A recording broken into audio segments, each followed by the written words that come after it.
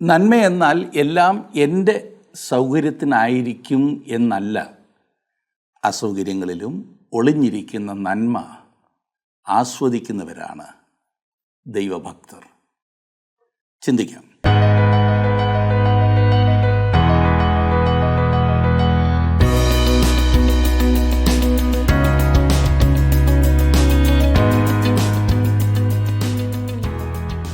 നന്മയെന്നാൽ ആഗ്രഹിക്കുന്ന നല്ല കാര്യങ്ങളെല്ലാം സ്വന്തമായി ലഭിക്കുന്ന അവസ്ഥയാകുന്നു എന്ന് അനേകരും ചിന്തിക്കാറുണ്ട്. അങ്ങനെ ലഭിക്കാതെ വരുമ്പോൾ അവർ നിരാശപ്പെട്ടു പോകുന്നു. എന്നാൽ ഏത് പരിതസ്ഥിതിയിലും സന്തോഷമായിരിക്കുവാൻ കഴിയുന്നതിലും വലിയ നന്മ എന്താണ്? രോഗം വരുമ്പോൾ, നഷ്ടം വരുമ്പോൾ, തോൽവി സംഭവിക്കുമ്പോൾ അതിൽ കൂടി ദൈവം പ്രവർത്തിക്കുന്നു എന്ന് കാണുവാൻ കഴിയുന്നത് എത്ര വലിയ നന്മയാകുന്നു. ആ ചിന്ത തന്നെ എത്ര വലിയ നന്മയാകുന്നു. ജീവിതത്തിലെ ഏറ്റവും വലിയ ഒരു പ്രതിസന്ധിയുടെ മധ്യത്തിൽ ദാവീദ് പാടി, ബാലസിംഹങ്ങളും ഇരകിട്ടാതെ വിശന്നിരിക്കും, യഹോവയെ അന്വേഷിക്കുന്നവർക്കോ ഒരു നന്മയ്ക്കും കുറവില്ല. 34-ാം സങ്കീർത്തനത്തിൽ താൻ യഹോവയെ എല്ലാ കാലത്തും വാഴ്ത്തുന്നതിൻ്റെ രഹസ്യങ്ങളാണ് നാം കാണുന്നത്. ഇന്ന് നാം പഠിക്കുവാൻ പോകുന്ന ഒരു സങ്കീർത്തനം 34-ാം സങ്കീർത്തനമാണ്. കഴിഞ്ഞ ക്ലാസ്സിൽ നാം 32-ാം സങ്കീർത്തനം വരെ പഠിച്ചു കഴിഞ്ഞാൽ എത്ര അത്ഭുതകരമായിട്ടുള്ള ചിന്തകളാണ് അവിടെ നിന്നൊക്കെ ദൈവം നമുക്ക് തന്നത്. അതോർത്ത് ദൈവത്തിന് സ്തോത്രം ചെയ്യാം. ഇന്ന് 33-ാം സങ്കീർത്തനവും 34-ാം സങ്കീർത്തനവും നാം ഒരുമിച്ച് ചിന്തിക്കുവാൻ പോകുകയാണ്. ആ ഭാഗമെടുത്താട്ടെ. 33-ാം സങ്കീർത്തനം.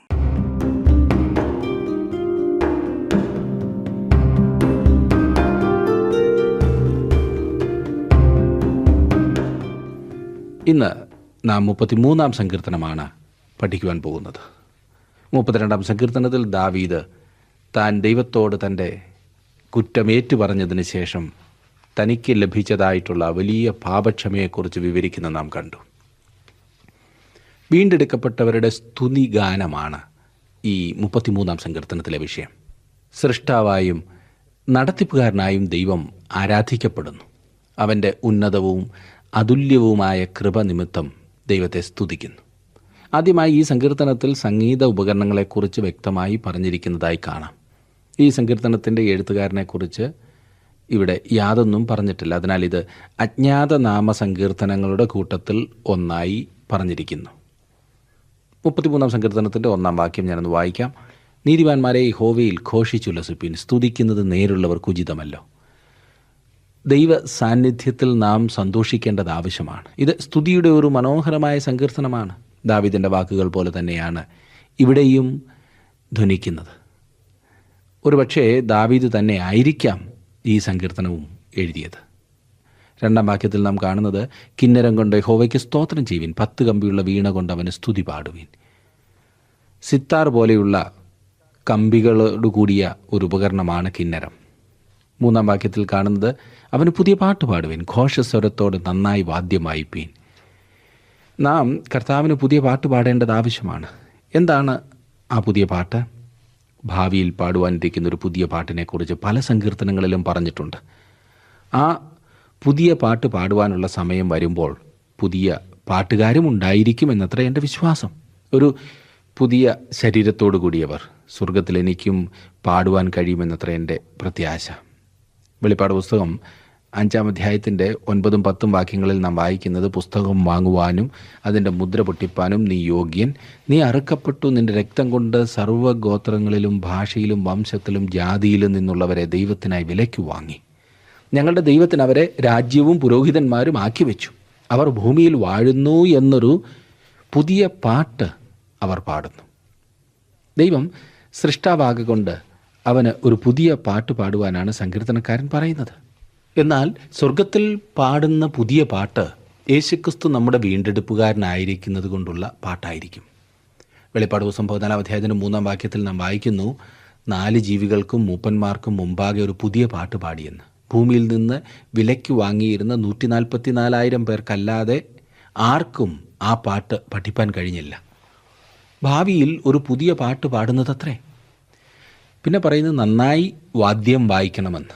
ഈ വാക്യത്തിൽ പറഞ്ഞിരിക്കുന്ന നന്നായി വാദ്യം വായിക്കുവാൻ പറഞ്ഞിരിക്കുന്നത് വളരെ പ്രധാനപ്പെട്ട കാര്യമാണ്. എന്നെ ശ്രദ്ധിക്കുന്ന പ്രിയ സുഹൃത്തെ, താങ്കൾ ഒരു കൂട്ടത്തിന് മുൻപാകെ പാട്ട് പാടുവാൻ പോകുന്നുവെങ്കിൽ നന്നായി പാടേണ്ടത് ആവശ്യമാണ്. ഇന്ന് അനേക ആരാധനകളിലെ പാട്ട് തീരെ മോശമായ അവസ്ഥയിലാണല്ലേ? അത് എന്തുകൊണ്ടെന്ന് അവർ തന്നെ വിലയിരുത്തേണ്ടതാണ്. 4-ാം വാക്യത്തിൽ യഹോവയുടെ വചനം നേരുള്ളത്, അവൻ്റെ സകല പ്രവൃത്തിയും വിശ്വസ്തതയുള്ളത്. ദൈവത്തിൻ്റെ വചനം, ദൈവത്തിൻ്റെ പ്രവൃത്തി എന്നെല്ലാം പറഞ്ഞിരിക്കുന്നതിൻ്റെ അർത്ഥം അവൻ്റെ സൃഷ്ടിപ്പിൻ്റെ പ്രവൃത്തി എന്നാണ്. 5-6 വാക്യങ്ങളിൽ നാം കാണുന്നു, അവൻ നീതിയും ന്യായവും ഇഷ്ടപ്പെടുന്നു. യഹോവയുടെ ദയ കൊണ്ട് ഭൂമി നിറഞ്ഞിരിക്കുന്നു. യഹോവയുടെ വചനത്താൽ ആകാശവും അവൻ്റെ വായിലെ ശ്വാസത്താൽ അതിലെ സകല സൈന്യവും ഉളവായി. ദൈവത്തിൻ്റെ വചനം ശക്തിയുള്ളതാകുന്നു. നശീകരണത്തിനല്ല, സൃഷ്ടിപ്പിനാണ് ദൈവം തൻ്റെ വചനം ഉപയോഗിച്ചത്. അവൻ തൻ്റെ വചനത്താൽ ഈ പ്രപഞ്ചത്തെ സൃഷ്ടിച്ചു.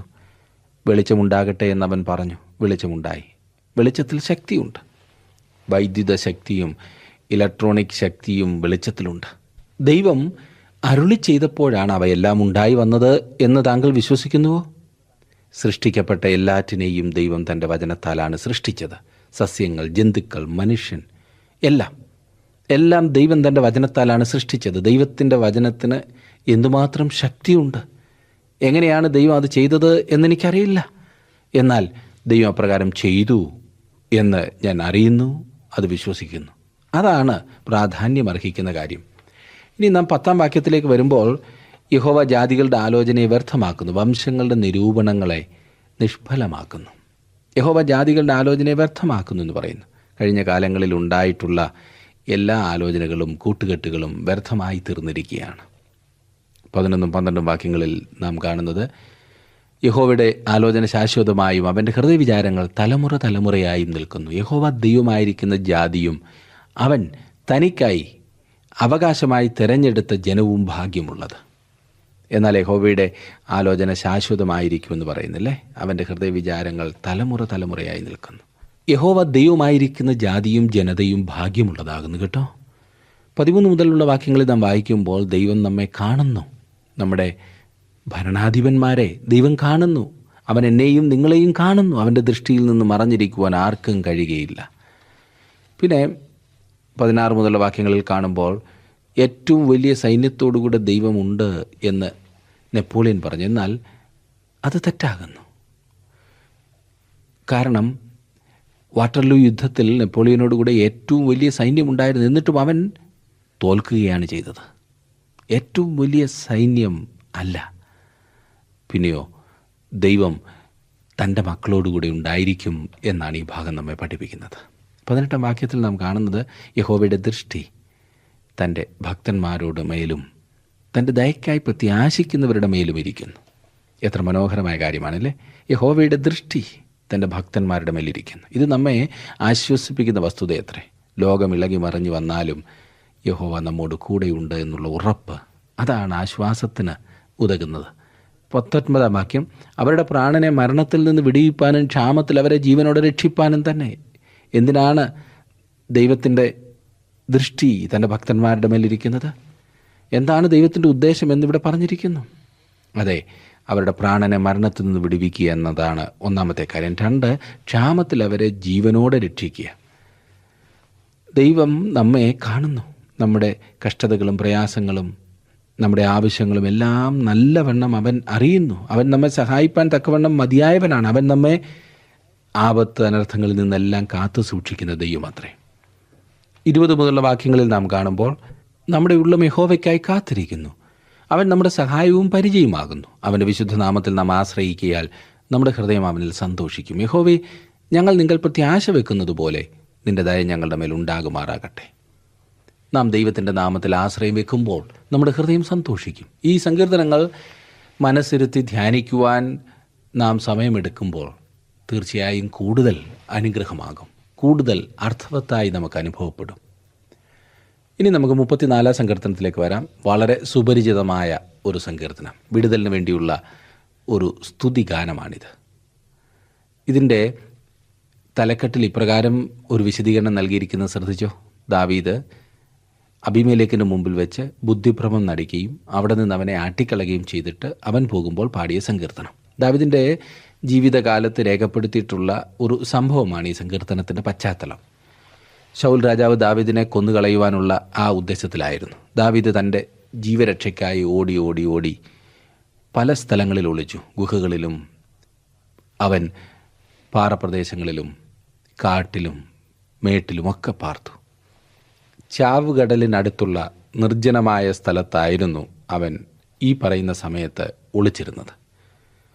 അധികം ആളുകൾക്ക് ആ സാഹചര്യത്തിൽ ജീവിക്കുവാൻ കഴിയുമായിരുന്നില്ല. ദാവീദ് ക്ഷീണിതനാവുകയും അവൻ്റെ വിശ്വാസം തളരുകയും ചെയ്തു. താൻ നശിക്കുവാൻ പോകുകയാകുന്നു എന്ന് ദാവീദ് കരുതുകയും അതുകൊണ്ട് പടിഞ്ഞാറുള്ള ഫെലിസ്ത്യരുടെ ദേശത്തേക്ക് അവൻ പോവുകയും ചെയ്തു. ആ സമയം ഫെലിസ്ത്യരുടെ രാജാവ് ദാവീദിനെ സ്വീകരിച്ചു. എന്നാൽ അവൻ്റെ ചില ആളുകൾ, രാജാവിൻ്റെ ചില ആളുകൾ അവനെ വിശ്വസിച്ചില്ല. എന്നാൽ ആഖീശ്, ഞാൻ വായിക്കാൻ പോകുന്ന 1 ശമൂവേൽ 21:11-12 വാക്യങ്ങളാണ്. എന്നാൽ ആഖീശിൻ്റെ ഭൃത്യന്മാർ അവനോട്, ഇവൻ ദേശത്തിലെ രാജാവായ ദാവീദല്ലയോ? ശൗൽ 1000 കൊന്നു, ദാവീദോ 10,000 എന്നവർ നൃത്തങ്ങളിൽ ഗാനപ്രതിഗാനം ചെയ്തത് ഇവനെക്കുറിച്ചല്ലയോ എന്ന് പറഞ്ഞു. ദാവീദ് ഈ വാക്കുകളെ മനസ്സിലാക്കിയിട്ട് ഗത്ത് രാജാവായ ആഖീശിനെ ഏറ്റവും ഭയപ്പെട്ടു. ശത്രുവിൻ്റെ ദേശത്ത് താൻ വാസ്തവത്തിൽ അപകടത്തിലാകുന്നു എന്ന് ദാവീദ് മനസ്സിലാക്കി. അതുകൊണ്ട് അവൻ ഒരു ഭ്രാന്തനെ പോലെ നടിച്ചു. ഒരു ഭ്രാന്തനെ തൻ്റെ അടുക്കൽ കൊണ്ടുവന്നതുകൊണ്ട് രാജാവ് കോപിഷ്ഠനായി. അങ്ങനെ അവൻ ദാവീദിനെ അവിടെ നിന്ന് പറഞ്ഞയച്ചു. ദാവീദ് അവിടെ നിന്നും ഓടി രക്ഷപ്പെട്ട് ഇസ്രായേലിലെ നിർജ്ജന ദേശത്ത് മടങ്ങി വന്നപ്പോൾ ഒരു ഗുഹയിൽ ഒളിച്ചിരുന്നു കൊണ്ട് ഞാൻ ദൈവത്തിൽ ആശ്രയം വെക്കേണ്ടതായിരുന്നു എന്ന് പറഞ്ഞു കാണും. അതെ, അങ്ങനെ ആ പശ്ചാത്തലത്തിൽ എഴുതിയ സങ്കീർത്തനം. താങ്കളുടെ വിലപ്പെട്ട നിർദ്ദേശങ്ങളും അഭിപ്രായങ്ങളും പ്രാർത്ഥനാ വിഷയങ്ങളും ഇന്ന് തന്നെ ഞങ്ങളെ വിളിച്ചറിയിക്കുക. വിളിക്കേണ്ട നമ്പർ 8281384455.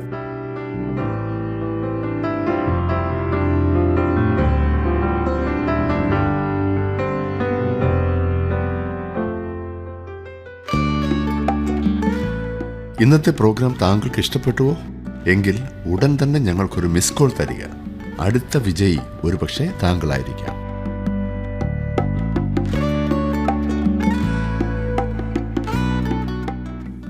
34 സങ്കീർത്തനത്തിൻ്റെ 1 വാക്യം ഞാനൊന്ന് വായിക്കട്ടെ. ഞാൻ യഹോവയെ എല്ലാ കാലത്തും വാഴ്ത്തും, അവൻ്റെ സ്തുതി എപ്പോഴും എൻ്റെ നാവിന്മേലിരിക്കും. എന്നെ ശ്രദ്ധിക്കുന്ന പ്രിയ സഹോദര, പ്രിയ സഹോദരി, താങ്കൾ കഷ്ടത്തിലും പ്രയാസത്തിലും ആയിരിക്കുന്ന അവസരം, നിരാശയും പരാജയബോധവും താങ്കളെ ഭരിക്കുവാൻ എല്ലാ സാധ്യതയുമുള്ള ആ സാഹചര്യത്തിൽ താങ്കൾക്ക് ഈ പറയുന്നത് പോലെ പാടുവാൻ സാധിക്കുമോ? ദാവീദിന് അപ്രകാരം ഒരു അവസരമുണ്ടായി. അവൻ ഓടിക്കൊണ്ടിരിക്കുകയായിരുന്നു, പേടിച്ചോടുന്ന അവസ്ഥ. അതിന് ഒരിക്കലും അവസാനമില്ല എന്നാണ് അവൻ കരുതിയത്. അവൻ നിരാശനും നിരുത്സാഹിയുമായി തീർന്നു. ഇതിൽ ഏതെങ്കിലും ഒരു ദിവസം താൻ കൊല്ലപ്പെടും എന്നാണ് അവൻ ചിന്തിച്ചിരുന്നത്. എന്നിട്ട് ദാവീദ് പറയുകയാണ്, ഞാൻ യഹോവയെ എല്ലാ കാലത്തും വാഴ്ത്തും. കാര്യങ്ങളെല്ലാം ഭംഗിയായും സുഗമമായും നടക്കുമ്പോൾ ദൈവത്തെ വാഴ്ത്തുകയും സ്തുതിക്കുകയും ചെയ്യുക എളുപ്പമുള്ള കാര്യമാണ്. എന്നാൽ പ്രയാസങ്ങൾ അനുഭവപ്പെടുമ്പോൾ ദൈവത്തെ സ്തുതിക്കുക വിഷമമുള്ള കാര്യമാണ്. എന്നിട്ടും ദാവീദിന് ഇപ്രകാരം പറയുവാൻ കഴിഞ്ഞു, അവൻ്റെ സ്തുതി എപ്പോഴും എൻ്റെ നാവിന്മേലിരിക്കും. നമ്മുടെ നാവ് ദൈവത്തെ സ്തുതിക്കുവാനുള്ളതാണ്. ദൈവസ്തുതി നിറഞ്ഞ നാവിൽ പരദൂഷണമോ പിറുപിറുപ്പോ ഉണ്ടായിരിക്കുകയില്ല. ഈ കാര്യം നാം ഓർക്കണം. 2 വാക്യം, എൻ്റെ ഉള്ളം യഹോവയിൽ പ്രശംസിക്കുന്നു, എളിയവർ അത് കേട്ട് സന്തോഷിക്കും. ദാവീദിൻ്റെ ജീവിതം, ദാവീദിൻ്റെ മനോഭാവം ദൈവത്തിന് സാക്ഷ്യം കൊടുക്കുന്നതായിരുന്നു എന്നാണ് ഇവിടെ പറയുന്നത്. 3 വാക്യത്തിൽ നാം കാണുന്നു, എന്നോട് ചേർന്ന് യഹോവയെ മഹിമപ്പെടുത്തുവിൻ, നാം ഒന്നിച്ച് അവൻ്റെ നാമത്തെ ഉയർത്തുക. നമുക്ക് ഒരുമിച്ച് കർത്താവിൻ്റെ നാമം മഹത്വപ്പെടുത്തുവാൻ സാധിക്കും. ദൈവവചനം നാം അറിയിക്കേണ്ടത് ആവശ്യമാണ്. കാരണം അത് ദൈവത്തിൻ്റെ നാമത്തെ മഹത്വപ്പെടുത്തും. ഈ സങ്കീർത്തനത്തിൻ്റെ ആദ്യത്തെ 3 വാക്യങ്ങൾ ദൈവത്തെ പുകഴ്ത്തുന്ന വാക്യങ്ങളാണ്. തുടർന്ന് ദൈവത്തെ സ്തുതിക്കുന്നതിനുള്ള കാരണങ്ങൾ നൽകിയിരിക്കുന്നു. 4 മുതൽ 6 വരെയുള്ള വാക്യങ്ങളിൽ നാം കാണുന്നത്, ഞാൻ യഹോവയോട് അപേക്ഷിച്ചു, അവൻ എനിക്ക് ഉത്തരമരളി, എൻ്റെ സകല ഭയങ്ങളിൽ നിന്നും എന്നെ വിടുവിച്ചു. അവങ്കിലേക്ക് നോക്കിയവർ പ്രകാശിതരായി, അവരുടെ മുഖം ലജ്ജിച്ചു പോയതുമില്ല. ഈ എളിയവൻ നിലവിളിച്ചു, യഹോവ കേട്ടു, അവൻ്റെ സകല കഷ്ടങ്ങളിൽ നിന്നും അവനെ രക്ഷിച്ചു. ദൈവം തന്നെ കഷ്ടങ്ങളിൽ നിന്ന് വിടുവിച്ചതിന് ദാവീദ് ദൈവത്തോട് എത്രമാത്രം നന്ദിയുള്ളവനായിരുന്നു എന്ന് നോക്കുക. ദൈവം നമ്മുടെ നിലവിളി കേൾക്കുന്ന ദൈവമാകുന്നു. പ്രിയരെ, നമ്മെ വിടുവിക്കുകയും രക്ഷിക്കുകയും ചെയ്തുകൊണ്ടിരിക്കുന്നവൻ അവനാണ്. നാം എത്രമാത്രം ദൈവത്തോട് നന്ദിയുള്ളവരായിരിക്കുന്നു എന്ന് നമ്മെ തന്നെ ശോധന ചെയ്യുന്നത് വളരെ നല്ല കാര്യമാണ്. 7-ാം വാക്യത്തിൽ യഹോവയുടെ ദൂതൻ അവൻ്റെ ഭക്തന്മാരുടെ ചുറ്റും പാളയമിറങ്ങി അവരെ വിടുവിക്കുന്നു. സങ്കീർത്തനങ്ങളിൽ യഹോവയുടെ ദൂതനെക്കുറിച്ച് 3 പ്രാവശ്യം മാത്രമേ സൂചിപ്പിച്ചിട്ടുള്ളൂ. 34-ാം സങ്കീർത്തനത്തിൻ്റെ 7-ാം വാക്യം ഇപ്പോൾ നാം വായിച്ചത്, 35-ൻ്റെ 5ഉം 6ഉം വാക്യങ്ങളിൽ. ഈ ഭാഗത്ത് മാത്രമാണ് സങ്കീർത്തനങ്ങളിൽ യഹോവയുടെ ദൂതനെക്കുറിച്ച് നമുക്ക് സൂചന ലഭിക്കുന്നത്. യഹോവയുടെ ദൂതൻ മനുഷ്യാവതാരത്തിന് മുമ്പുള്ള ക്രിസ്തുവാണെന്നത്രേ എൻ്റെ വിശ്വാസം. പുതിയ നിയമത്തിൽ യഹോവയുടെ ദൂതനെ നാം കാണുന്നില്ല. കാരണം അവൻ ഇപ്പോൾ ദൂതനല്ല, ഒരു മനുഷ്യനാണ്. പഴയ നിയമത്തിൽ ഒരു ദൂതനായി അവൻ പ്രത്യക്ഷപ്പെട്ടപ്പോൾ അവൻ കർത്താവായ യേശു ക്രിസ്തു തന്നെയായിരുന്നു. ഈ വാക്യത്തിൽ പറയുന്നത് യഹോവയുടെ ദൂതൻ അവൻ്റെ ഭക്തന്മാരുടെ ചുറ്റും പാളയം ഇറങ്ങി അവരെ വിടുവിക്കുന്നു എന്നത്രേ. എബ്രായ ലേഖനം 13-ാം അധ്യായത്തിൻ്റെ 5-ാം വാക്യത്തിൽ കർത്താവായ യേശു പറയുന്നു, ഞാൻ നിന്നെ ഒരു നാളും കൈവിടുകയും ഉപേക്ഷിക്കുകയുമില്ല എന്ന്. മത്തായിയുടെ സുവിശേഷം 28-ാം അധ്യായത്തിൻ്റെ 20-ാം വാക്യത്തിൽ കർത്താവ് ഇപ്രകാരം പറയുന്നു, ഞാനോ ലോകാവസാനത്തോളം എല്ലാ നാളും നിങ്ങളോട് കൂടെ ഉണ്ട് എന്ന്. 8-ാം വാക്യത്തിൽ നാം കാണുന്നത്, യഹോവ നല്ലവൻ എന്ന് രുചിച്ചറിവീൻ, അവനെ ശരണം പ്രാപിക്കുന്ന പുരുഷൻ ഭാഗ്യവാൻ. ഞാൻ പറയുന്നത് സത്യമാകുന്നു എന്ന് നിങ്ങൾ വിശ്വസിക്കുന്നില്ലെങ്കിൽ നിങ്ങൾ തന്നെ യഹോവ നല്ലവനാകുന്നു എന്ന് രുചിച്ചറിയുവാനാണ് ദാവീദ് പറയുന്നത്. യഹോവയിൽ ആശ്രയിക്കുന്ന മനുഷ്യൻ ഭാഗ്യവാനാണ്. വളരെ നാളായി ദാവീദിനെ പിടിക്കുവാനുള്ള ശ്രമത്തിലായിരുന്നു ശൗൽ. ദാവീദ് ഗുഹകളിൽ ഒളിച്ചിരുന്നു. ഏത് സാഹചര്യത്തെയും അതിജീവിക്കുവാനുള്ള ശക്തി ആർജിച്ചു കഴിഞ്ഞിരുന്നു. അടുത്ത വാക്യങ്ങളിൽ പറഞ്ഞിരിക്കുന്ന രംഗം അവൻ കണ്ടിട്ടുള്ളതാണ്.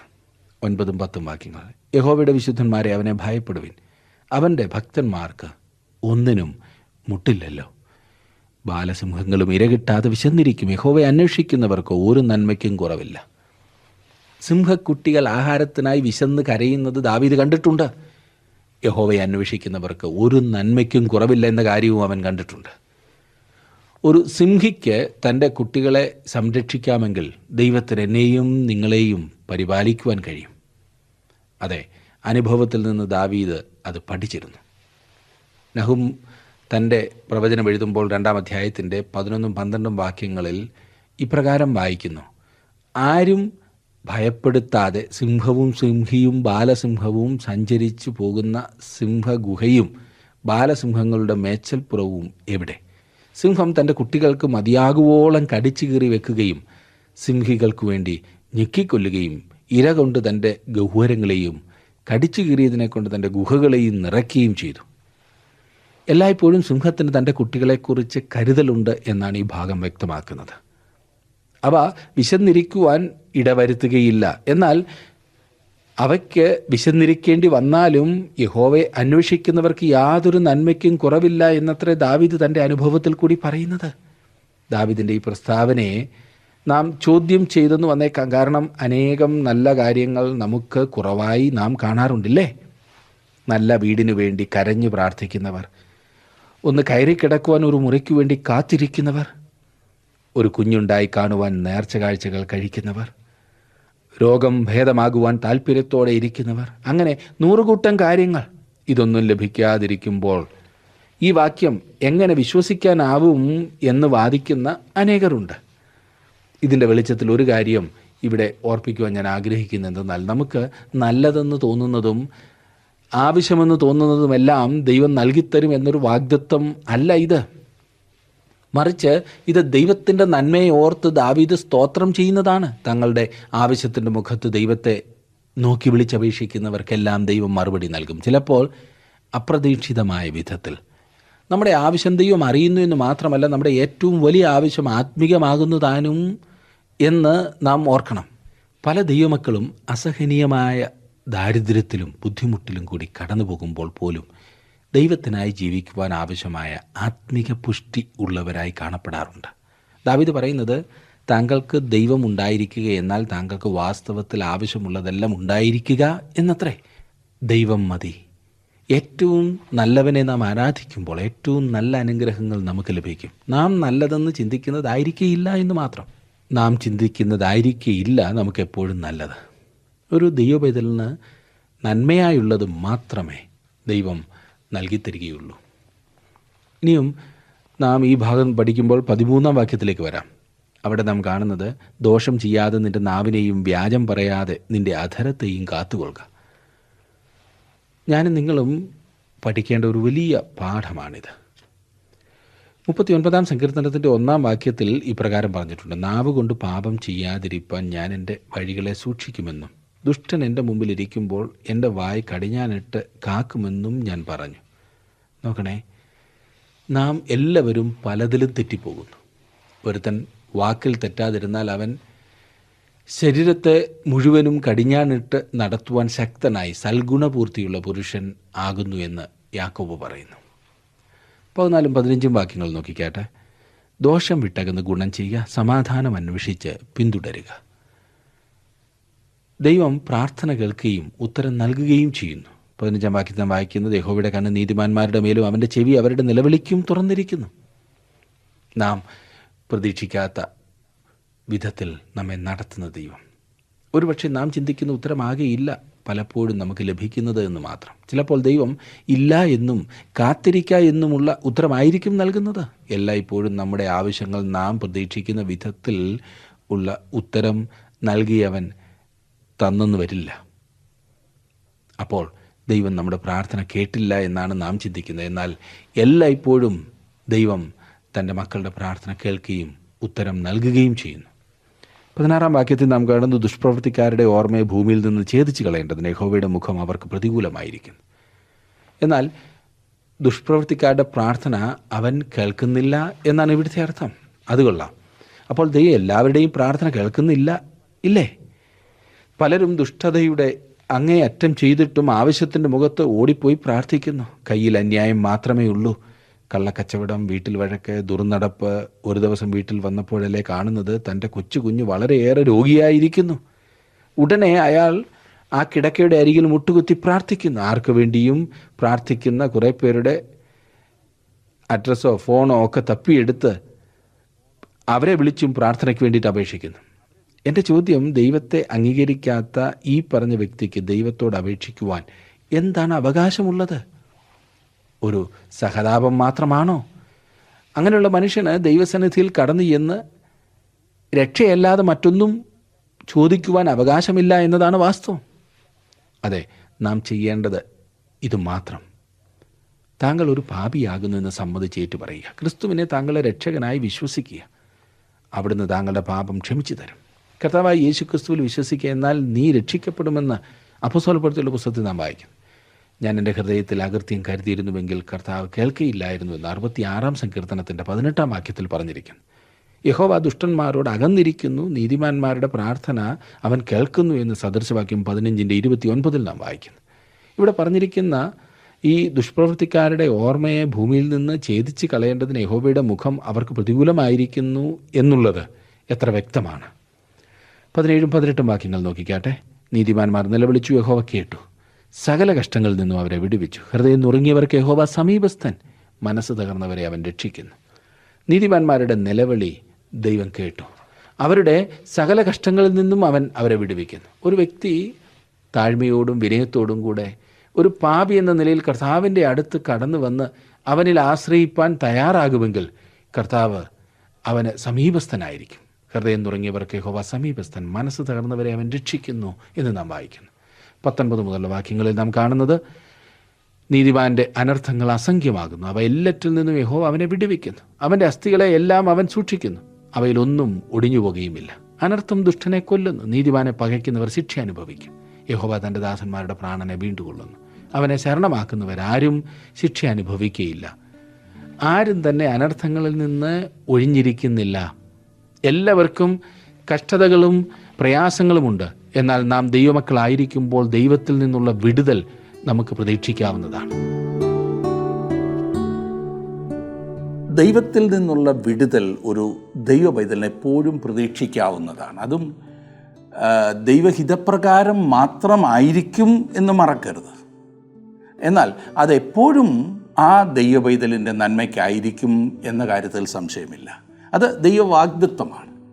ദൈവവചനത്തിൻ്റെ അടിസ്ഥാനത്തിൽ മുൻപോട്ട് പോകുമ്പോൾ അങ്ങനെ അനുഗ്രഹിക്കപ്പെട്ട ഒരു ജീവിതം ജീവിപ്പാൻ നമുക്ക് സാധിക്കും. ഇന്ന് ഈ പ്രോഗ്രാം ശ്രദ്ധിക്കുവാൻ നിങ്ങൾ കാണിച്ച താല്പര്യത്തിനായിട്ട് നന്ദി.